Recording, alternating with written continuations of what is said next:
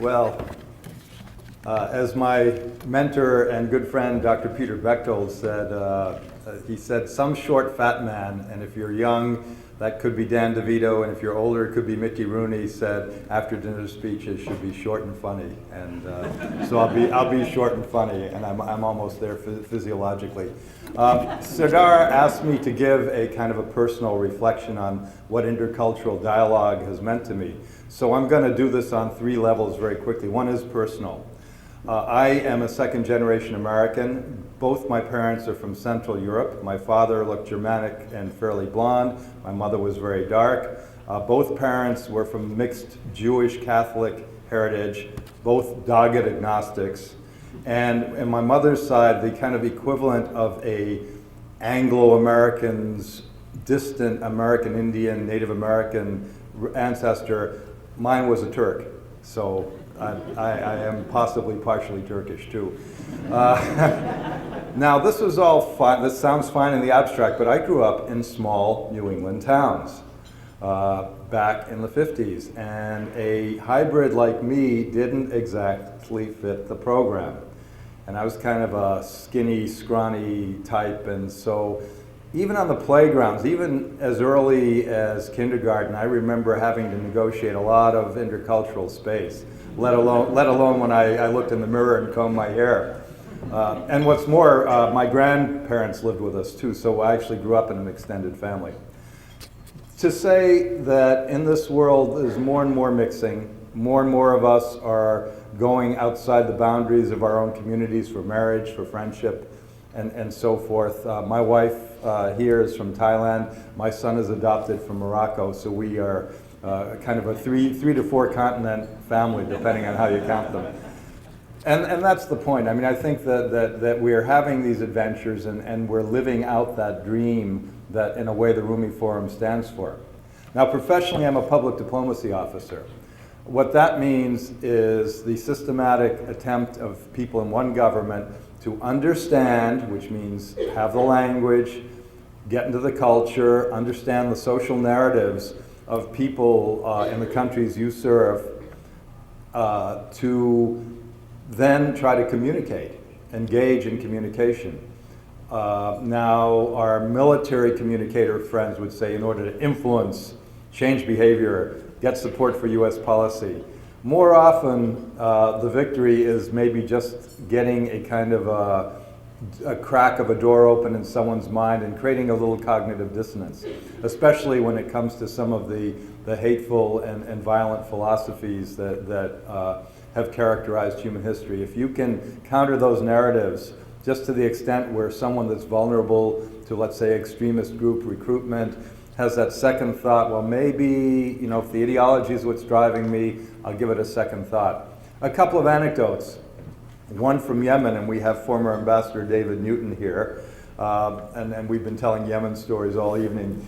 I was a junior officer there, and one of the things that bothered me was that most of my colleagues socialized with the 30 or 40 or 50 Yemenis that were most westernized, that had either studied in the West or in the Soviet Union, and maybe in Baghdad. And I somehow said, well, I didn't come out here to kind of talk to people that were most like me. And I immediately, with permission of my boss, I went out and I saw the 2 Muslim Brotherhood groups in town. One, it's a Sunni Shia society, so there were 2. And they were shocked. They'd never seen a diplomat. A diplomat had never walked in, they said. And we had in those days something called the Arabic wireless file, and it was like the Wizard of Oz when the curtains pulled back, with these 2 radios. And to get the file, there could be no sunspot storms, no atmospheric interference, and you had to hit both frequencies just right, and then you got text in Arabic. So I trotted out some of these texts that our writers here in Washington cranked out. Muslim life in America, sort of Arabic studies in American universities, so forth. And these gentlemen, all of who had newsletters, published them. Now, one of my problems was I could not get anywhere with the TV and radio people because they were Baathists and they were pretty anti-American. And what happened was when they started seeing these newsletters from the more religiously conservative among their staffers. They said, well, this is great stuff. Why can't we get the radio and TV equivalents? So I got a call from the Ministry of Information, and it was an open door, and I began to place Voice of America materials.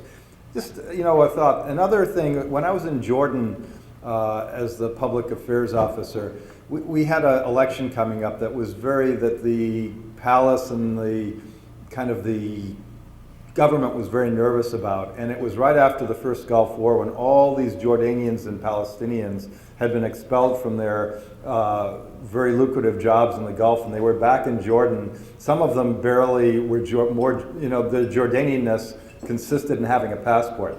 Building these mansions in the hills and not quite knowing what was going to happen next. Well, a friend of mine who was the director of TV kind of got into their heads. He said, they have this passport, they have money, they have nowhere to go, we have an election, and there are about 500,000 of these people. And so he and I were talking one night, and he said, their narrative is they want to fit in. I said, how can we get them to vote? Because he knew they were moderate votes. This was his agenda. And I've been talking to him about getting in an expert on public service announcements, a peculiar American art form. And so I brought the person in, and they claim that this guy and the staff he worked with and the announcements they cranked out changed the course of the election. I don't know, but again, this may sound a little manipulative, but the fact is, in our communicative arts, we have to have an intercultural dialogue. We have to understand other people's narratives and motives in order to communicate them. It's not just having a policy, having a message and messaging down. It's engaging. It's seeing, hey, what's gonna ring this person's bell? What rings my bell that may be the same as what rings his bell? And that's, anyone that's in marketing and advertising, and if someone tells me that there's no one in this room that does that for a living, I'm going to say, you're kidding me. So professionally, that's a big part of it. I've always spoken at least some language where I've served, and it's really been a great entree, and I've had these incredible friendships. Finally, the last level on intercultural dialogue is in a way the ultimate one, the most abstract, the most dangerous, and that is religion. Religion, which in history I think more times has been used to erect walls of identity between people, but which I have always believed, partially because of my background. Oh, by the way, having agnostic parents is a great way to get a religious son, because I'm pretty religious, and it was probably because it was never forced down my throat. I said, well, religion, the inner, that light, that sense of whether you call it God or you call it just kind of undifferentiated egoless awareness, whatever you call it, it's a human experience, and it's a uniting experience. And we all go through lives that have fairly similar patterns, and most of the great traditions have certain ritual observances of those patterns. And just sitting down and through the Interfaith Council of Washington's Interfaith Dialogues, which I had the privilege of doing last summer, very interesting. I mean, no one was trying to convert anyone, but people just, okay, what happens, if you lose someone in your community, or what happens at this moment or transition in life? Incredible bond, and we still email each other, and we're a tight group. And it's another great thing about Montgomery County, where I will end by saying I'm proud to live, and it sure is in small town New England. Thank you.